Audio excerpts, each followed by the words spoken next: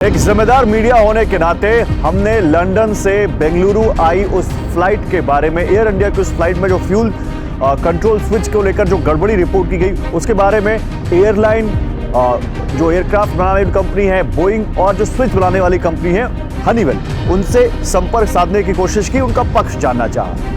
हमने जब बोइंग को मेल किया, हमने बोइंग से पूछा कि एयर इंडिया की बोइंग 7878 विमान से जुड़ी घटना पर बोइंग की क्या प्रतिक्रिया है और इस विमान के सुरक्षा, डिजाइन, प्रमाणन या परिचालन सुरक्षा उपायों के संबंध में आप क्या कोई स्पष्टीकरण देना चाहते हैं। तो उन्होंने ईमेल पे हमें जवाब दिया कि हम एयर इंडिया के संपर्क में हैं और इस मामले की समीक्षा में उनका सहयोग कर रहे हैं। इसके अतिरिक्त आप इस मामले पर DGCA द्वारा जारी नवीनतम अपडेट भी देख सकते हैं। ये बोइंग इंडिया का जवाब था।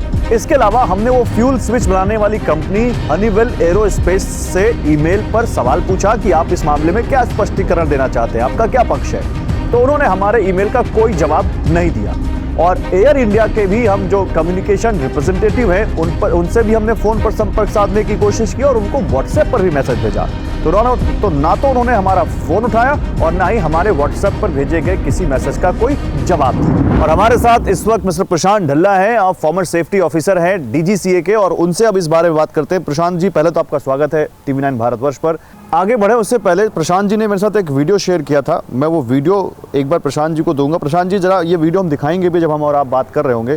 ये 2 स्विच है का एक वीडियो है जो आपने मुझे भेजा है। ये बताइए ये स्विच कैसे काम करते हैं और ये क्या नेचर है इनका काम करने का। देखिए, जैसा मैंने कहा, ये एक बोइंग एयरक्राफ्ट का फ्यूल कंट्रोल स्विच है जिसमें 2 मोड हैं, एक रन है, एक कट ऑफ है। देखिए, रन होता है ऊपर की तरफ और कट ऑफ होता है नीचे की तरफ। ये स्विच कोई साधारण स्विच नहीं है, ये एक स्प्रिंग लोडेड स्विच है। नहीं, इसमें एक चीज़ देखिए, ये जो स्विच है जब ये कोई आदमी इसको ऊपर नीचे कर रहा है तो बड़े आसानी से हो रहा है, लेकिन अगेन जब वो दूसरे स्विच पे जा रहा है तो वो नहीं हो रहा है। देखिए, वो उसको पुल करना पड़ रहा है। तो इसका क्या मतलब है, दोनों स्विच सेम नहीं है या क्या दिक्कत है? देखिए, बहुत अहम बात आपने उठाई है गौरव जी। इस स्विच में अगर हम लेफ्ट साइड वाले स्विच को देख रहे हैं, ये बहुत इजीली ऑन ऑफ हो रहा है, रन से कट ऑफ हो रहा है। दैट मीन्स कि ये स्विच में कोई खराबी है। किंतु जो उसके साथ वाला स्विच है जो कि इंजन नंबर 2 के लिए होता है, उसको देखिए, वो जो पायलट हैं या जो भी शख्स इसको ऑपरेट कर रहे हैं वो उसको अपनी तरफ खींचते हैं, दैट इज़ 1 पोजीशन। सेकेंडली वो उसको ऊपर डालते हैं, दैट इज़ पोजीशन नंबर 2, और वहाँ जाके वो लॉक हो जाता है। तो इसका ऑपरेशन जो है स्विच का, वो मैन्युफैक्चर ने इस तरह से डिज़ाइन किया है, वो पायलट्स को इस तरह से इसकी ट्रेनिंग दी जाती है कि इस स्विच को जब आप उठा के ऊपर डालते हैं वो वहाँ जाके रुक जाता है, वो स्टॉप हो जाता है, गार्ड हो जाता है उसको कहते हैं डिटेंट्स। वेरएज इन दिस वीडियो हम देख रहे हैं कि जो लेफ्ट साइड का इंजन है, इंजन नंबर 1, उसका स्विच फ्री फ्लोइंग है, जैसे हमारे नॉर्मल इलेक्ट्रिक स्विचेस होते हैं। That means this switch is faltered, ये स्विच नॉर्मल ऑपरेशन से अलग चल रहा है। और यही चीज़ इस पायलट ने भी बताने की कोशिश की है अपनी पायलट डिफेक्ट रिपोर्ट में, जो कि एक टेक्निकल लॉगबुक का पार्ट होता है।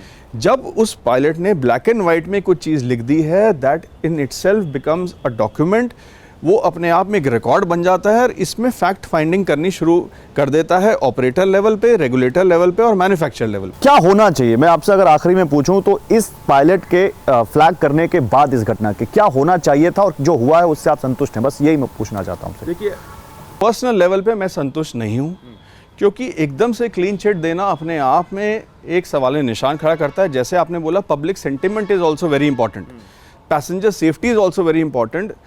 2 एयरलाइन ने उस जहाज़ को ग्राउंड किया, बट हमें ये समझना बहुत ज़रूरी होगा कि एयरलाइन के पास 30 से 35 उसी प्रकार के अन्य जहाज़ भी हैं, वो उनके साथ भी वैसी घटना हो सकती है। एट द सेम लेवल अगर हम वर्ल्ड लेवल पे बात करें तो हज़ारों की तादाद में ये बोइंग 787 उड़ रहे हैं। तो ये कहना बिल्कुल गलत होगा कि केवल एक जहाज़ के साथ ऐसी घटना हुई तो दूसरे के साथ नहीं हो सकता। Aviation is a global phenomena, it's a dynamic phenomena. हर दिन हर फ्लाइट अलग होती है, ये कोई स्टैटिक चीज़ नहीं है, ये डायनामिक चीज़ है।